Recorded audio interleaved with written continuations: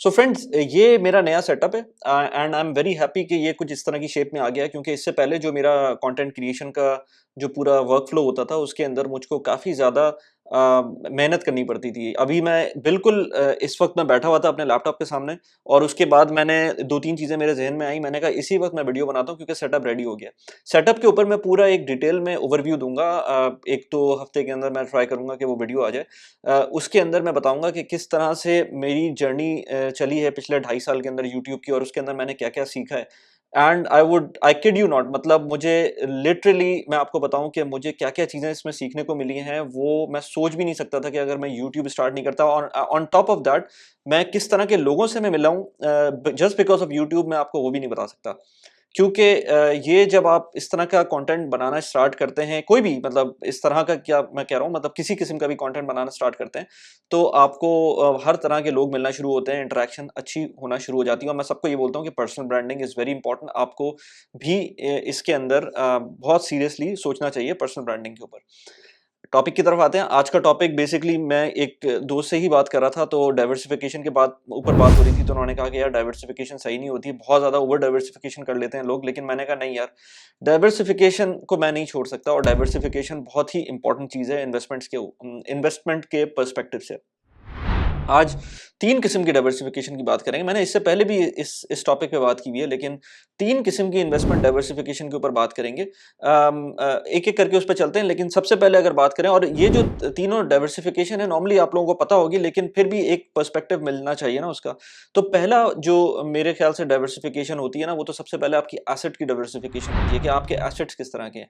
Let's say आपने stocks में investment की हुई है, आपने कैश में इन्वेस्टमेंट की हुई है, कैश आपके पास मौजूद है और आपने उसको कहीं और इन्वेस्ट नहीं किया हुआ, तब भी कभी-कभी वो एक इन्वेस्टमेंट के तौर पे ही लिया जा सकता है क्योंकि आजकल के ज़माने में जब इन्फ्लेशन इतनी ज़्यादा है, but at the same time आपको स्टॉक मार्केट अच्छे रिटर्न्स नहीं दे रही है, तो आप उसको कैश को भी एक तरह की इन्वेस्टमेंट कह सकते हैं। तो कैश की इन्वेस्टमेंट हो सकती है, रियल एस्टेट की इन्वेस्टमेंट हो सकती है, बॉन्ड्स की इन्वेस्टमेंट हो सकती है, ट्रेजरी बिल्स की इन्वेस्टमेंट हो सकती है, गोल्ड की इन्वेस्टमेंट हो सकती है और बहुत डिफरेंट टाइप्स की with in the stock market, with in the real estate market के अंदर मैंने एक वीडियो बनाई थी पहले जिसके अंदर रियल एस्टेट जो कमर्शियल रियल एस्टेट और रेजिडेंशियल रियल एस्टेट के बारे में मैंने बात की थी। ये प्लस ये कि लेट्स से स्टॉक्स के अंदर आपको लेट्स से टेक के स्टॉक्स ले सकते हैं आप।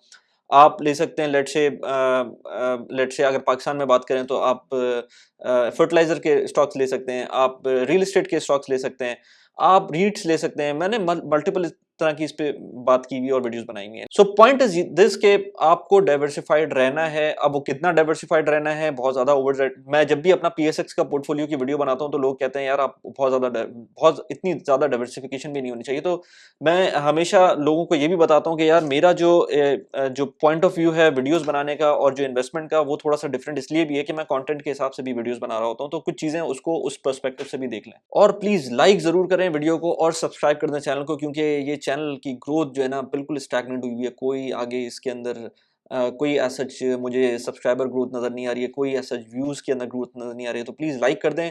ये ना हो कि वीडियोज़ बनना बंद हो जाएँ।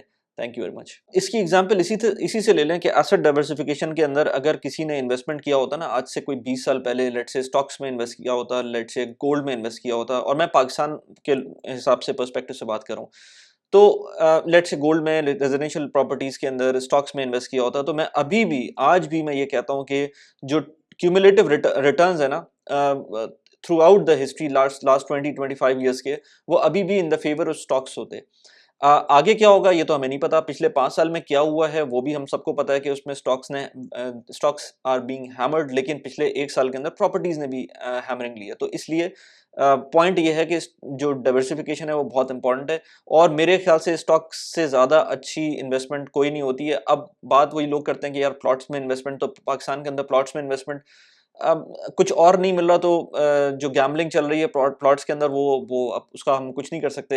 एटलीस्ट मैं तो बैठकर कुछ नहीं कर सकता ना यहाँ पर। लेकिन जो कॉमन सेंस कहती है और जो हमें समझ में भी आता है वो ये कि प्लॉट्स में एज सच इन्वेस्टमेंट्स का कोई फायदा नहीं है। अगर आपको रियल एस्टेट अच्छे ही लगते हैं, रियल एस्टेट में इन्वेस्टमेंट करनी है, तो रेजिडेंशियल रियल एस्टेट में करें, कमर्शियल रियल एस्टेट में करें जो कि रेंट आउट हो जाए, या लेट्स से नियर कंप्लीशन हो, तो आपको कुछ कैलकुलेशन करके आप उसके अंदर इन्वेस्ट करें। लेकिन सिर्फ प्लॉट पे इसलिए इन्वेस्ट करना कि वो बहुत क्विकली रिटर्न्स देते देते हैं और बहुत अच्छे रिटर्न्स देते हैं, तो ये एक मिथ्स भी है, क्योंकि मैंने अभी रिसेंटली ही कुछ लोगों से कॉल्स पे बात की है, तो मुझे पता चला है कि यार मैं कराची में बहरिया टाउन की प्रॉपर्टीज़ के अंदर क्या हाल हुआ है। कराची तो बहुत आगे की बात है, मैं दुबई की बात करूँ तो लोगों ने स्पेकुलेशन इतनी की हुई थी किसी ज़माने में कि वहाँ पर दुबई को भी बख्शा नहीं था, तो दुबई के अंदर भी स्पेकुलेशन चल रही होती है। तो रियल एस्टेट के अंदर ये चक्कर भी होता है, स्टॉक्स में भी स्पेकुलेशन चल रही होती है। तो इसीलिए मैं कहता हूँ कि जब आप जल्दी एज़ सून एज़ पॉसिबल इस इन्वेस्टमेंट स्टार्ट कर देंगे, तो आपको उसके रिस्क्स, उसके प्रोज़ एंड कॉन्स भी समझ में आना शुरू हो जाएँगे। छोटा-छोटा इन्वेस्टमेंट अगर over the period of 2 years, 3 years आप कर लेंगे, तो आपको पता होगा कि ऑल्दो के साइकिल से आप नहीं गुजरे होंगे, क्योंकि हो सकता है स्टॉक मार्केट की साइकिल 10 साल की हो, रियल एस्टेट की साइकिल 10 साल की हो, आपने 3 साल के एक्सपीरियंस की बेसिस पे आपने बोला कि यार अच्छा, ये तो बिल्कुल ही बकवास इन्वेस्टमेंट थी, या ये बहुत ही ज़बरदस्त इन्वेस्टमेंट थी।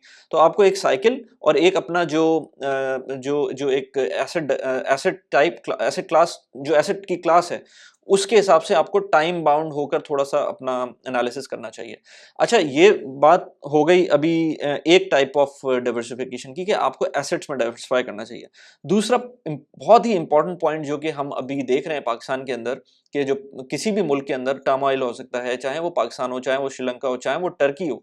क्योंकि टर्की के अंदर भी ऑल्दो के रियल एस्टेट के अंदर बहुत सारे लोगों ने इन्वेस्ट किया, क्योंकि वो उनका जो पासपोर्ट जो उनका सेटअप था कि उसमें पासपोर्ट मिल जाएगा आपको $2.5 लाख इन्वेस्ट करके, अब वो 4 लाख के ऊपर चला गया है, जो उनका प्रोग्राम था। लेकिन इवन देन अगर सिर्फ़ और सिर्फ़ इन्वेस्टमेंट के पॉइंट ऑफ व्यू से बात की जाए, तो डॉलर टर्म्स के अंदर वो इन्वेस्टमेंट अभी भी शायद कोई वायबल इन्वेस्टमेंट ना हो। इसी तरह से पाकिस्तान के अंदर भी देख लें, तो डॉलर टर्म्स के अंदर कोई भी पिछले 2-3 सालों में इन्वेस्टमेंट हो, तो शायद वो वायबल ना हो। लेकिन ज्योग्राफी के ऊपर आपको डाइवर्सिफाइड रहना चाहिए, क्योंकि अगर, और ये बात उनके लिए हो रही है जिनके पास इतने पैसे हैं कि, और इतने फंड्स हैं कि वो उसको अफ़ोर्ड कर सकते हैं कि डिफरेंट ज्योग्राफी में जा सकें। बहुत सारे लोग होते हैं जिनके पास फंड्स होते हैं, बहुत सारे लोग होते हैं जिनके पास रिसोर्सेज़ भी होते हैं, लेकिन वो जस्ट बिकॉज़ ऑफ लेज़ीनेस वो नहीं निकलते। मेरे ख़्याल से आपको पूरी दुनिया आपकी है, आपको कहीं भी इन्वेस्टमेंट में कोई प्रॉब्लम नहीं होनी चाहिए। और इवन मैं तो ये कहूँगा कि इवन दुबई के अंदर अगर किसी को इन्वेस्टमेंट करनी है, तो उसमें भी डाइवर्सिफिकेशन इंपॉर्टेंट है। मैं जिस डाइवर्सिफिकेशन की बात कर रहा हूँ, वो ज्योग्राफिकल डाइवर्सिफिकेशन है। अगर आपने ये सोच के पाकिस्तान में इन्वेस्ट नहीं किया कि पाकिस्तान के अंदर हर दफ़ा नुकसान ही होता है, तो वो आपकी मिस्टेक होगी। मैं आज भी पाकिस्तान की स्टॉक मार्केट के अंदर हर महीने इन्वेस्ट करता हूँ। इसी तरह से बहुत सारे लोगों को मैंने देखा है जो कि सिर्फ़ और सिर्फ़ दुबई में इन्वेस्ट करते थे, और वो भी नुकसान में रहे। मतलब बहुत सारे लोग फ़ायदे में भी रहे और बहुत सारे लोग नुकसान में भी रहे।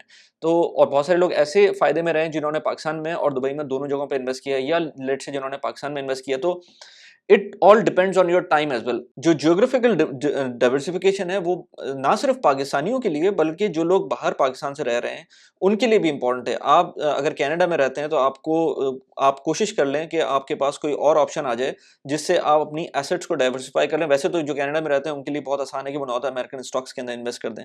जो कनाडा में पाकिस्तानी रहते हैं, उनके लिए बहुत आसान है कि पाकिस्तानी की स्टॉक मार्केट में इन्वेस्ट कर दें, या पाकिस्तानी रियल एस्टेट में इन्वेस्ट कर दें, या दुबई की रियल एस्टेट में इन्वेस्ट कर दें, या दुबई के स्टॉक्स में इन्वेस्ट कर दें। दुबई की रियल एस्टेट के अंदर एक और ऑप्शन आपके पास ये है कि स्टेक जैसे प्लेटफॉर्म के ऊपर भी आप इन्वेस्ट कर सकते हैं। स्टेक का अगर आपको नहीं पता, मैं मल्टीपल टाइम पे इस टॉपिक के ऊपर वीडियोस बनाता रहता हूँ कि पार्शियल ओनरशिप क्या है किसी भी प्रॉपर्टी की।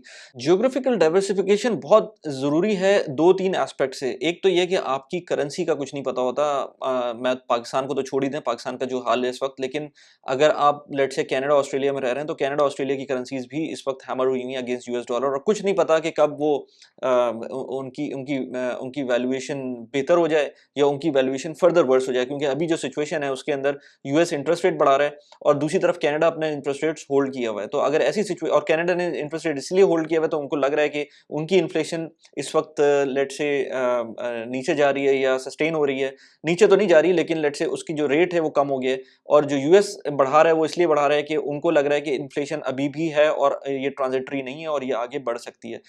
तो इसमें एक पॉइंट है, इसमें ये पॉइंट है कि अगर आप कनाडा में रहते हैं और आप ये देख रहे हैं कि यूएस की इंटरेस्ट रेट बढ़ रहे हैं और आपके इंटरेस्ट रेट्स कम हल्के तरीके से बढ़ रहे हैं या नहीं बढ़ रहे हैं, तो आपकी मॉर्गेज बेहतर हो रही है।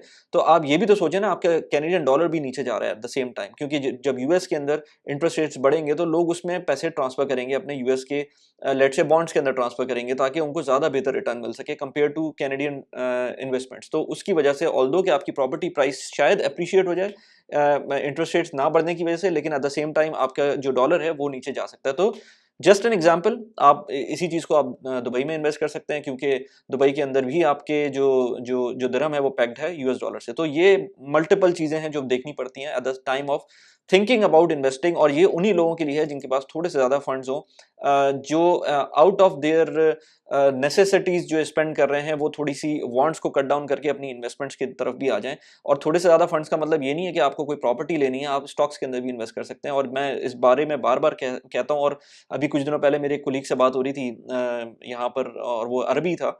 तो वो लोग और इस तरह के बहुत सारे पाकिस्तानी भी होते हैं जो जिनके मेंटालिटी में कभी भी स्टॉक्स नहीं आते, और उसने एक बड़ा अजीब सा रीज़न मुझे बताया कि यार मैं यहाँ पर स्टॉक्स में इसलिए इन्वेस्ट नहीं करता क्योंकि मुझको जो है कभी भी कॉल आ सकती है मेरे फैमिली मेंबर्स की, और कभी भी कह सकते हैं कि यार हमें इतने पैसे चाहिए, तो अगर मेरी पैसे प्रॉपर्टीज़ में फँसे हुए होंगे, तो मेरे लिए बहुत आसान होगा मना करना, अदरवाइज़ मेरे लिए मना करना बहुत मुश्किल होता है। तो इस तरह के रीज़न्स अब कोई देगा तो मैं उस पे क्या कह सकता हूँ। लेकिन अगेन मेरा मतलब यही है कि आपकी डाइवर्सिफ़िकेशन, ये ज़रूरी नहीं है कि आपके पास let's say hundreds of thousands of dollars हों, तो फिर आप दुबई में इन्वेस्ट करेंगे या यूएस में इन्वेस्ट करेंगे, कहीं और रहते हैं। अगर अपनी करेंसी को भी थोड़ा-सा उसको मिटिगेट करने के लिए आपके पास थोड़े पैसे भी होते हैं, तब भी आप इन्वेस्ट कर सकते हैं। लेकिन पाकिस्तान में रहते हुए अनफॉर्चुनेटली प्रॉब्लम ये है कि आप बाहर के स्टॉक्स में, बाहर की प्रॉपर्टीज़ में इतने आराम से छोटी अमाउंट इन्वेस्ट नहीं कर सकते। तो उस टाइम के लिए मैं कहता हूँ कि गोल्ड ले लें, वो ज़्यादा बेहतर है। अनफॉर्चुनेटली बहुत ही बेकार किस्म की टिप है, लेकिन गोल्ड ही इस वक़्त बेहतर इलाज है पाकिस्तानी सिचुएशन का।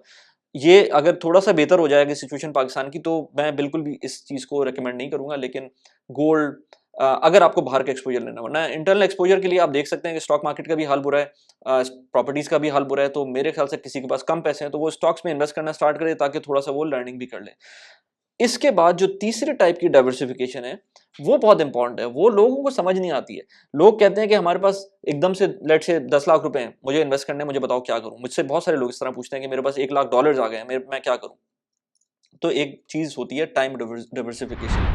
टाइम डाइवर्सिफ़िकेशन लोगों को समझ नहीं आती है, क्योंकि अब लोग पैसे जमा करते रहते हैं, जमा करते रहते हैं, और फिर इवेंचुअली उनको ख़्याल आता है कि मेरी वीडियोज़ देख कर के यार इन्वेस्टमेंट करनी है। तो मैं तो हमेशा ये कहता हूँ कि भाई आपको टाइम डाइवर्सिफ़ाइड रहना चाहिए। अपने पैसों को हर सूरत में ऐसे पॉइंट पर इन्वेस्ट करें जब आपके पास इनफ़ पैसे हों अगले 10 साल के लिए भी। आपने कोई ऐसी चीज़ अच्छी चीज़ में इन्वेस्ट करें, मैं बिटकॉइन वग़ैरह में बात नहीं कर रहा कि लॉन्ग टर्म इन्वेस्ट कर दें। अच्छे स्टॉक्स में इन्वेस्ट करें, ताकि आपके प्रिंसिपल भी इंटैक्ट रहे over the long period of time, currency का थोड़ा-सा इम्पैक्ट भी कम आए। अगर पाकिस्तान जैसी जगह पे इन्वेस्ट करें, तो ऐसे कुछ स्टॉक्स हैं जो कि जिन कंपनीज़ के अंदर उनकी जो इनकम है वो डॉलर बेस्ड है, तो उस तरह के स्टॉक्स में इन्वेस्ट कर सकते हैं। इसी तरह से आपको जो लेट्स से अगर आप अपने डिविडेंड्स लेना चाहते हैं, थोड़े बहुत आपको ऐसा हो कि यार स्टॉक की प्राइस नीचे आ भी जाए, पैंडेमिक में हमने देख लिया बहुत सारे स्टॉक्स बिल्कुल नीचे गए थे, लेकिन फिर दोबारा ऊपर आ गए, और फिर वो डिविडेंड्स इवन पैंडेमिक में भी दे रहे थे। तो इस तरह के स्टॉक्स में इन्वेस्ट करें जिसके अंदर आपको डिविडेंड्स भी मिलते रहें, और over the long period of time मिलते रहें, और आप उनमें कॉन्स्टेंटली इन्वेस्ट करते रहें। मैं अगेन बहुत दफ़ा वीडियोज़ बना चुका हूँ इस पे, और मैं आगे भी बनाता रहूँगा।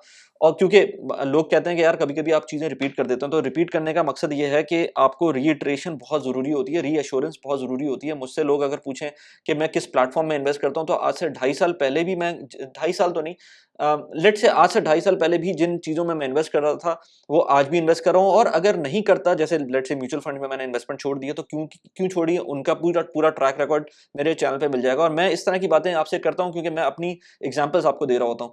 इसी तरह से 1.5 साल से मैं एक प्लेटफ़ॉर्म को यूज़ करता हूँ, उसके बारे में मल्टीपल वीडियोज़ बनाता रहता हूँ। लेट्स से सर्वा की वीडियोज़ बनाता रहता हूँ। अभी रिसेंटली बराका की वीडियो भी बनाई है मैंने, उसके सबके रेफरल कोड्स आपको नीचे मिल जाएँगे। लोग मुझसे कहते हैं कि आप स्पॉन्सर्ड वीडियोज़ करते हैं, तो मैं स्पॉन्सर्ड वीडियोज़ नहीं करता हूँ। इन कंपनी से मेरा बहुत अच्छे रिलेशंस हैं।